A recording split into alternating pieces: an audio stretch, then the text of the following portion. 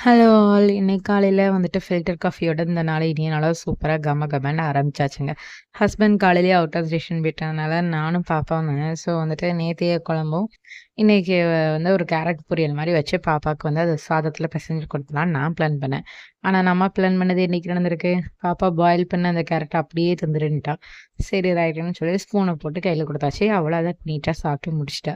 அது சாப்பிட்டு முடிச்சதுக்கப்புறம் அவருக்கு கர்ட் ரைஸும், கொஞ்சமா நேத்து வச்ச பழைய குழம்பு தான் தொட்டு குடுத்தேங்க.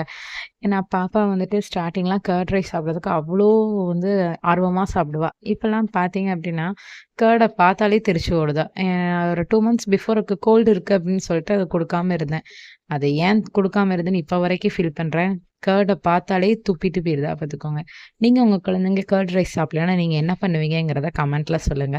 நானும் அத கொஞ்சம் ட்ரை பண்ணி பார்க்குறேன். எனக்கு மீதி இருந்த குழம்பும் மாங்காய் ஊறுகாயும் வச்சு சூப்பரா சாப்பிட்டாச்சுங்க. இன்னொரு வீடியோல பார்க்கலாம்.